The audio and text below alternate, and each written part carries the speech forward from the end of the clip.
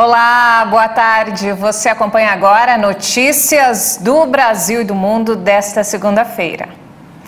E olha só, o preço dos combustíveis subiram e puxaram o índice geral de preços em abril. O indicador aponta a variação dos preços ao produtor, consumidor e também na construção civil.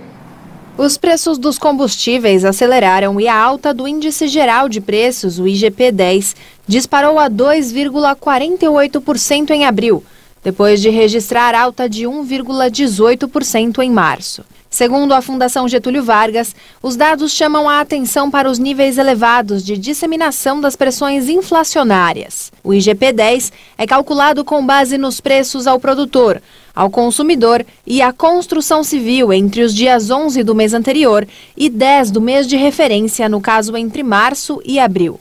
O dado divulgado ficou acima da expectativa do mercado, de alta de 2,20%, e levou o índice a acumular avanço de 15,65% em 12 meses. Em abril, o índice de preços ao produtor amplo, que mede a variação dos preços no atacado e responde por 60% do índice geral, acelerou a alta a 2,81%. A principal contribuição para esse movimento partiu da gasolina, que disparou 7,62% no período. Os preços domésticos dos combustíveis aumentaram desde o início na guerra da Ucrânia, na esteira dos ganhos nas cotações do petróleo no mercado internacional. E o Índice Nacional de Custo da Construção, o INCC, subiu 1,17% no período. E os casos de dengue também voltaram a crescer e a preocupar o setor da saúde no Brasil. Nos primeiros 3 meses do ano, os diagnósticos confirmados aumentaram mais de 70%. O Brasil vive um novo ciclo de aumento da transmissão da dengue nesses primeiros meses do ano. O número de casos aumentou 72% no primeiro trimestre, em comparação ao mesmo período do ano passado.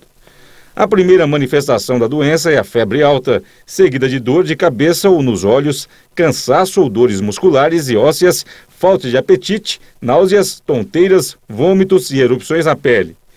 Transmitidas pelo mosquito Aedes aegypti, a principal proteção contra a dengue está justamente na prevenção, com medidas que evitam a proliferação do inseto, como não deixar objetos e vasos de plantas com pratinhos que podem reter a água da chuva e facilitar a proliferação do mosquito. O mesmo mosquito também é responsável pela propagação da chikungunya e do Zika vírus. No Brasil, uma vacina foi desenvolvida pelo Instituto Butantan e está em fase de testes. Também há uma vacina aprovada no país, fabricada por um laboratório estrangeiro, mas que não é distribuída pelo Sistema Único de Saúde. E falando sobre coronavírus, a China anunciou as 3 primeiras mortes por complicações da Covid desde que Xangai iniciou os confinamentos que causaram irritações e protestos na população. As vítimas da doença foram 2 mulheres de 89 e 91 anos e um homem de 91. Os 3 tinham comorbidades, como problemas cardíacos, pressão alta e diabetes. A maior cidade da China, com 25 milhões de habitantes, enfrenta o confinamento desde março, com o surto mais grave de Covid-19 desde o início da pandemia. Xangai registrou nesta segunda-feira mais de 22 mil novos casos locais, entre eles mais de 2.400 sintomáticos, de acordo com a Comissão Municipal de Saúde. O nível de contágios é relativamente reduzido em comparação com outros surtos da doença no mundo, mas reflete uma tendência das últimas semanas, com dezenas de milhares de novos casos por dia, a maioria assintomáticos. As autoridades insistem em manter a política de tolerância zero com o vírus, o que inclui restrições de deslocamentos e o isolamento de pessoas infectadas, mesmo as que não apresentam sintomas. Os moradores da cidade, uma das mais ricas e cosmopolitas da China, criticam as restrições pela falta de alimento, as condições inadequadas nos centros de quarentena e a aplicação drástica das medidas.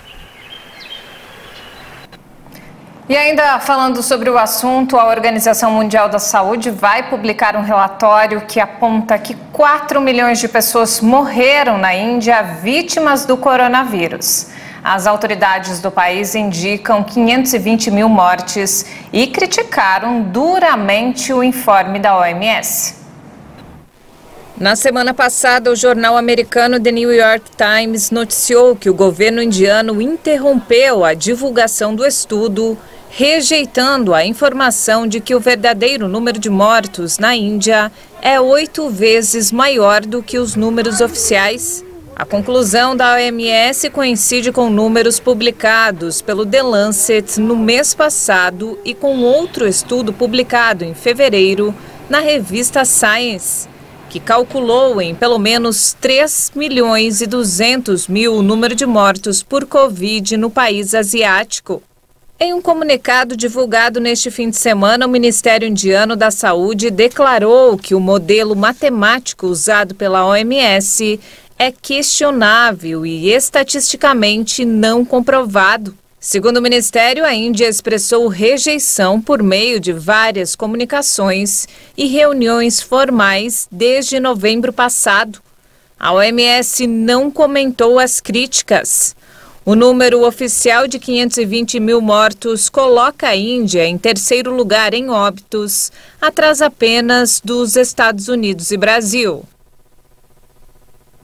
E antes de encerrar, olha só que bacana, crianças refugiadas ucranianas se voltam para a dança para esquecer os horrores da guerra enquanto estudam balé em um estúdio em Praga. O curso de balé gratuito foi aberto pelo Teatro Nacional de Praga no final de março, um mês depois que a Rússia invadiu a Ucrânia, forçando milhões a fugir. Eva tem apenas 6 anos e, apesar da pouca idade, já domina movimentos de bailarinos experientes. A aula de balé está lotada de crianças, incluindo um menino. Todos eles participam de um curso gratuito de balé para crianças refugiadas ucranianas. Inaugurado pelo Teatro Nacional de Praga no final de março, um mês depois que a Rússia iniciou a invasão da Ucrânia. Minha filha e eu assistimos à ópera estatal, o balé A Bela Adormecida. E havia panfletos e vimos essa oferta e, é claro, ficamos felizes. Eu entendo que esta é uma escola como ela frequentava em Lviv, por isso decidimos aceitar esta oferta. Yulia e a filha deixaram a cidade ucraniana de Lviv com destino a Praga no primeiro dia da invasão para escapar dos bombardeios, enquanto o pai ficou no país para lutar. São crianças ucranianas de todas as partes, Kiev, Kharkiv e até Mariupol. Então, são dessas partes. São crianças sobre as quais não sei absolutamente nada. Estou tentando tornar seu tempo aqui o mais agradável possível. São crianças que provavelmente, ou a maioria delas, me disseram que já fizeram balé. Dos 4,7 milhões de refugiados que deixaram a Ucrânia desde que a invasão começou em 24 de fevereiro, 90% são mulheres e crianças. Deste total, cerca de 300 mil acabaram na República Tcheca. Nem mesmo a pouca idade e os horrores vividos na guerra conseguem apagar os sonhos e a inocência das crianças. E não temos mais tempo, essa edição fica por aqui. Mais informações ao longo da nossa programação. Obrigada pela companhia.